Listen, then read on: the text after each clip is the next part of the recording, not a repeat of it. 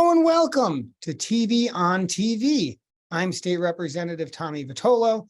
You're watching Brookline Interactive Group. Today is Thursday, March 30th, and we have a great show for you today.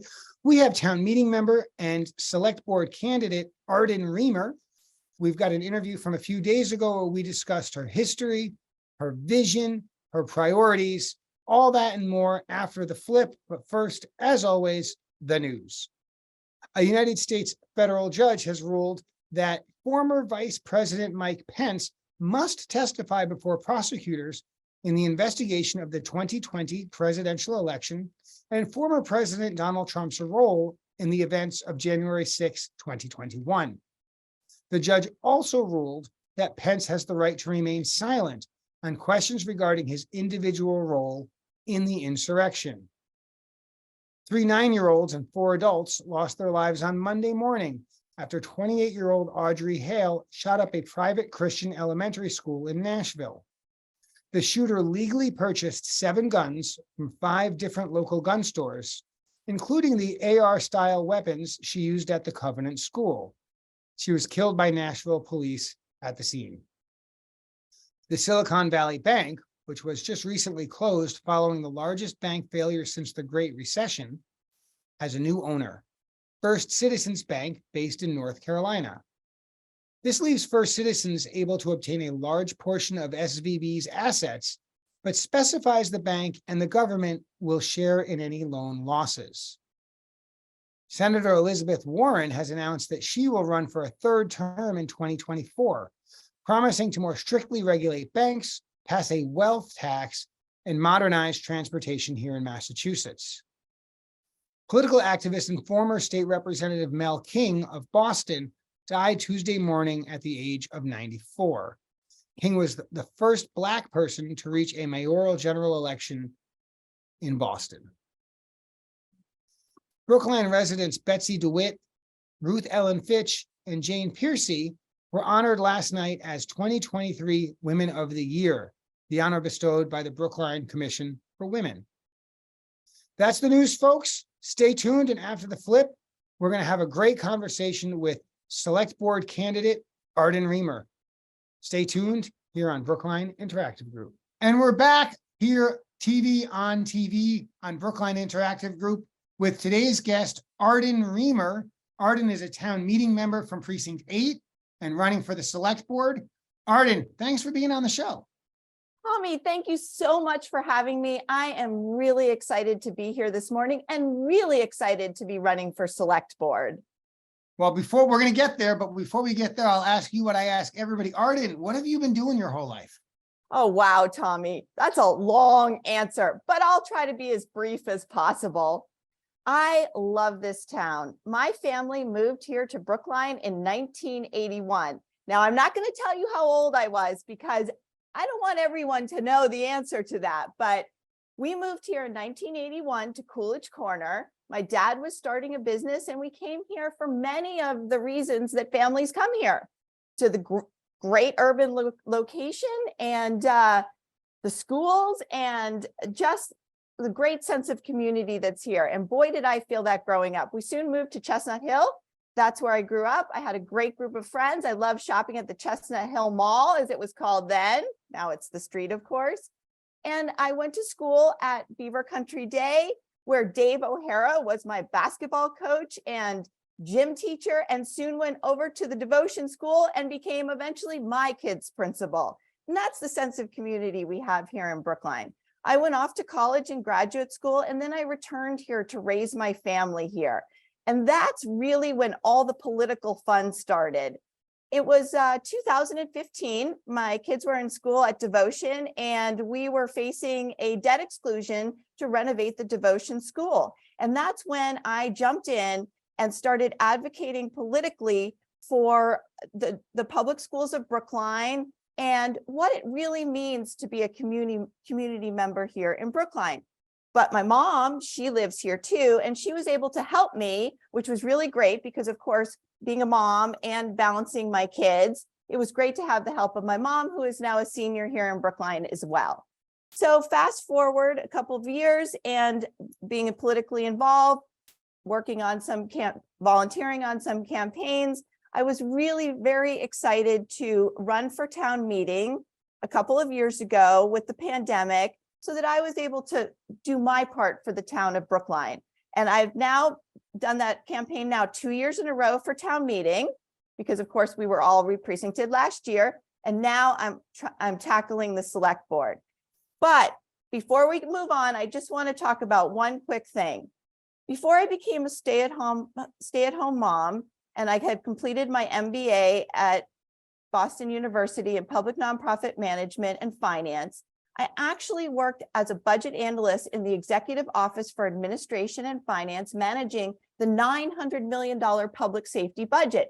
And that's when I was really exposed to how important our public servants are, how important all of our stakeholders are, and the impact that municipal government can have on our communities. So that also played a big role in why I have decided to step up and run for select board in this town that I love so much. So you've got a background organizing a debt exclusion for the school now known as Florida Ruffin Ridley. Yep. You grew up in town. You've got some experience in state government on the finance side and a master's that put you there. Town meeting member for a number of years, and now you're running for select board. Let's get into some of your priorities. You get 3 years. You're one of 5 people on that select board. It's the executive branch, not the legislative branch. So you got to pick your lanes. What are some of the things that you want to be working on as a select board member for the next 3 years? Oh, that's such an important question. Thank you so much for asking me that. Well, first of all, I really, really prioritize working as part of a team. That's actually something that was prioritized in business school at BU as well. And we did a tremendous amount of teamwork. So being one of 5 on the select board is very, very key for me. And what I would really like to prioritize is, well, let's be clear. I have a senior here in Brookline. That's my mother, who's 81. So affordability is a key part of what we need to look at for our community. But I also have 2 school-age children. I have one at Brookline High School and one at the Florida Ruffin Ridley School. So I really prioritize all of our community members and affordability, but also our schools, and making sure that we have access and equity within our schools and within our community in general. So that's a priority for me. I also am thinking about I'm also thinking about our structural deficit and how we need to overcome that. We certainly need to be focusing on our thriving businesses, our commercial tax base, which environment plays into that as well, because we always want to be looking at how can we be creating forward-thinking, progressive environmental policy. For instance, building around transportation dense areas is a critical part of that. But all of this takes consensus building. All of this takes our community understanding that we need to work together to move forward in this area. And that's where I come in. I'm a person of connection. I believe in our community, and I believe in talking to people, but more importantly, listening to people. Because when I'm on the select board, I want to get to work for you, Tommy, and for all of our community, including my mom and her group of friends and the group of seniors, and my children and all of our public school children as well. So I want to dive into a little bit your comments about development around transit and growing the commercial tax base. For folks at home, I know you know this, but some of the viewers don't. The simple answer is the more taxes we get from the commercial tax base, the less we need to ask the residents to pay in order to get the same budget. And so there has been, some folks thinking about this for years now. Paul Sainer is my go-to on this. He's been talking about this a long time. How do we grow our commercial tax base? And so my question to you is, what do you have in mind with that? You don't have to say exactly where, not have to say exactly what, but what does an increased commercial tax base look like? Well, I think in our day and age, one of the issues we're facing is that so many people can shop online. or they can figure out other ways to do their business. But we want to make sure that they are doing their business where they live. And we want to make sure that when they live here, if they're going to work somewhere else or needing to commute somewhere for other reasons, that they have alternatives to using a car. And those alternatives are the subway, the bus, walking, riding a bike, and that all comes into play. So if people are able to live and get to work in alternative methods of transportation and shop where they live and on their way to work and on their way home from work, that means that we are creating thriving businesses that want to be right here in our commercial centers. And we have some great commercial centers in Brookline, all up and down the T, all along the bus routes. We have plenty of opportunity here in Brookline. So for me, a big part of it is being able to create housing, create units, create a sense of community right where our public transportation exists. And that includes our businesses that are thriving and people can eat at and shop at and participate in on a daily basis. And so that's what I'm thinking of when it comes to expanding our commercial tax base, is making sure that we support our thriving businesses here. And that is part of my forward-thinking goal for our community of Brookline. Thank you. Now I want to switch gears. For folks at home, one of the ways that I know Arden is as a state representative through her advocacy around reproductive rights, reproductive justice. Arden, I want to give you a few minutes to talk about the work that you've done and what you believe in that big area that you can define. And if you can, how does that relate to Select Board and Brookline? Thank you for asking me about this, Tommy. This is really something I feel incredibly passionate about. So actually, in addition to having my MBA, I also have a master's in education and mental health counseling. And I really got my start working with underserved women, actually at a YWCA homeless shelter for single mothers with children. I was the children and youth services manager. So I believe from the get-go that supporting women and their reproductive rights, gender affirming care, all is a part of access and equity and resources for our entire community. So one of the things I've been doing here in Brookline is supporting our very own abortion and reproductive rights clinic right here, Women's Health Services. And I also am a supporter of NARAL, which is now called Reproductive Equity Now. And I have supported these organizations for years, as well as Planned Parenthood, of course. And this is really something I am passionate about because I understand the important role that women and their families play, and we need to be able to support them.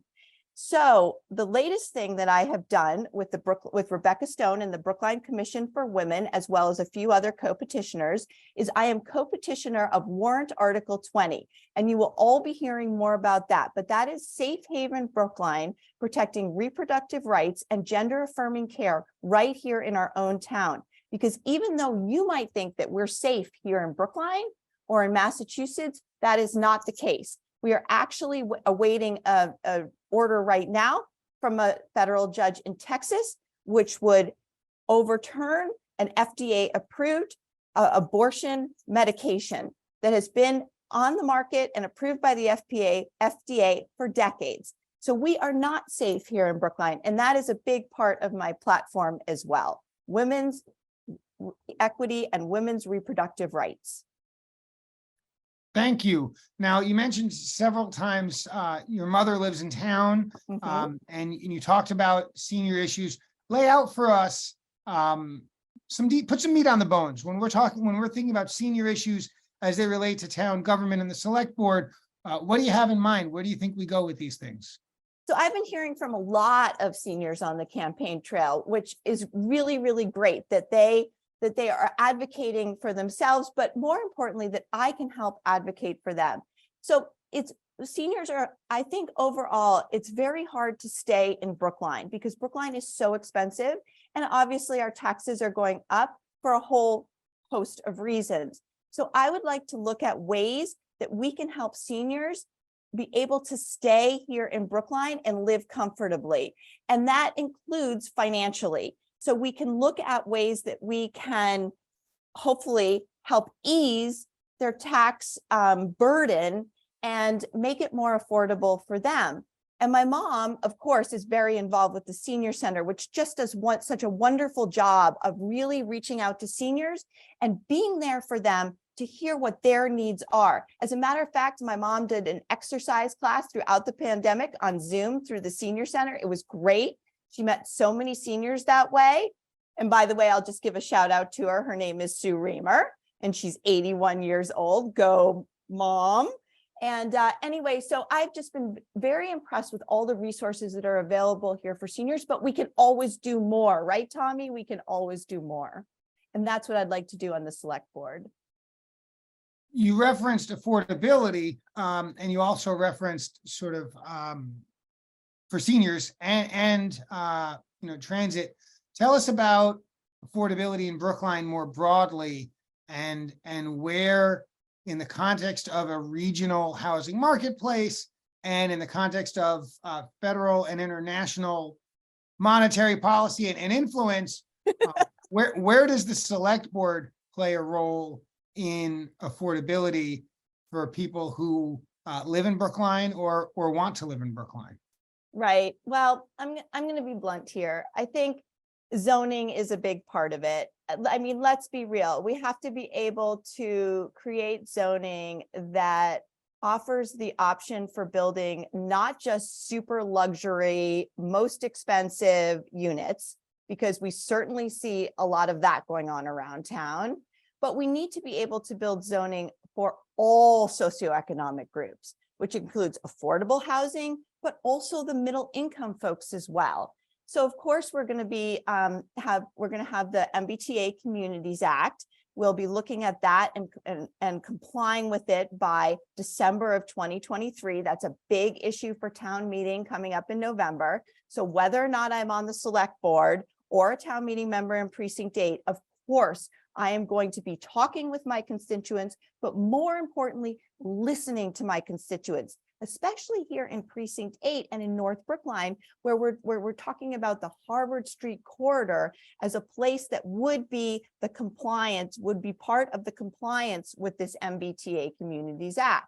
Now, of course, this is handed down by our Commonwealth of Massachusetts and now Maura Healey's administration, and I am a big fan of Maura Healey, but we need to make sure that this is custom fit for Brookline. We want to make sure that our residents here in Brookline don't feel threatened, but are able to step up and meet the challenge that is facing us, especially around housing. This is a big part of what I want to work on, building consensus and helping people to understand what Brookline needs to be looking at and thinking of for our zoning policy and our policy in general when it comes to affordability. That's great. You talk about schools. You've got 2 kids in Brookline schools, one at the high school, one at FRR. Obviously, the school committee has the biggest influence over schools, but certainly there is a role for the select board when we think about budgeting, when we think about the town school partnership. What are your thoughts on where the schools are, where they're headed, and how you would like to bend that curve in one direction or another? Thanks for asking that question. So I am obviously a big supporter of the schools, but I'm not unrealistic about all of our residents here in Brookline and what we're facing. So right now, because we have a structural deficit, we are looking obviously at a debt exclusion for the Pierce School. And by the way, I thank you, Tommy. I've been on a tour of the Pierce School, and I see that there are serious issues with compliance for all of our students, and access and equity is a big part of my platform, as I said. So I really think that in terms of facing our debt exclusion and our override, which everyone will be voting on May 2nd, right now, that's a realistic part of expanding our revenues to cover some of these tremendous expenses that we're facing here in town. But we also need to look at how we can make our town folks feel equitable with our school folks. Now, keep in mind that a big part of our budget on the town side and the school side are personnel, are people who are municipal workers who work for our town, whether it's the teachers and the staff on the school side or the municipal employees who provide all our services on the town side. And then, of course, all the benefits that go with them. So the key is that we make sure that all the folks feel like they are getting their needs met by our wonderful employees who teach our children and help mold them into these incredible leaders of the future, and those who provide our services here in town, like RATS, for instance. One of the things we're looking at for the override is approving a budget for 3 new inspectors to help inspect our local businesses and the way that they throw away their trash and help with rat abatement. That is an important thing that my constituents here in Precinct 8 and around North Brookline, and perhaps Brookline as a whole, are very concerned about. So these are the kind of things we want to make sure our town needs are getting met and our school needs are getting met. And that will be something that I will be really tuned into on the select board, is that partnership and that balance between our revenues and expenses for our town and our schools. Are there places where Brookline should trim back, where we're not using our money as wisely? Look, we'd all love to have as much of everything as we want, but we don't have unlimited funds. And so it's easy to talk about what we should spend more money on. Right. Are there any places where you think we're spending too much? Well, I'm a person who believes that in terms of our wonderful folks that work for us, we're very fortunate, and obviously that's a big important thing, is to make sure that we have, you know, a thriving community where we offer, you know, people very important jobs and salaries that are competitive with other towns. But in terms of trimming back expenses, you know, I have to confess, I'm not really a fiscal conservative in that regard. I mean, the truth is things are expensive right now. Obviously, there's federal policy that comes into play, especially when we go to the grocery store and we spend so much money on our groceries. I mean, it's almost impossible for a family of 4 to spend under $100 every time I go to the grocery store. So I understand how those are pinching all of our budgets.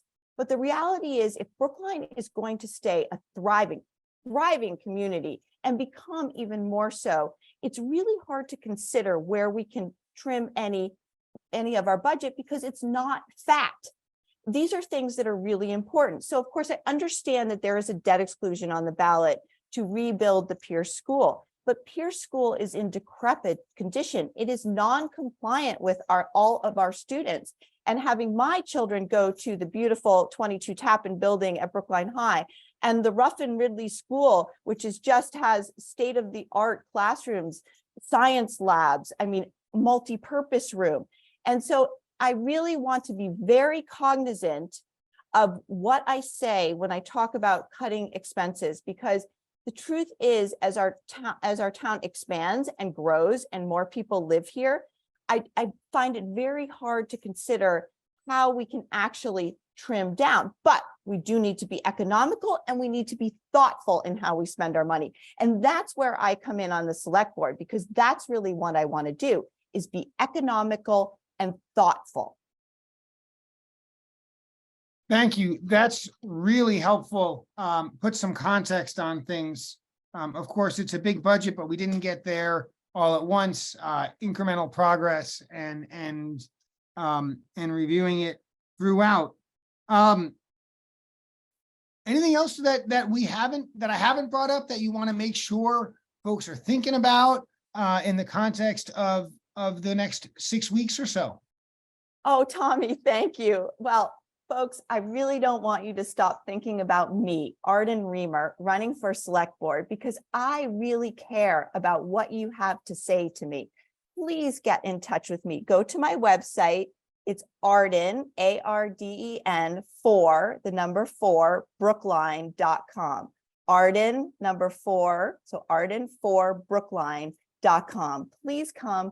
Please email me, call me, let me know what's on your mind. I want to hear from you, because if I hear from you, then I can get to work for you on May 2nd at 8 p.m. or 8:15 p.m. after the election is over. And please, please show up to vote for Arden Reamer for Select Board, whether it's by the mail or at the town clerk's office and for early voting, or at your polling location on May 2nd between 7 a.m. and 8 p.m. And last but not least, sorry, Tommy, I just have one more plug to make, and that is please support me in any way that you can. Reach out to me, let me know. I want to hear from you. I'll take any kind of help you can give, but please come campaign for Arden Reamer for Select Board. Woo!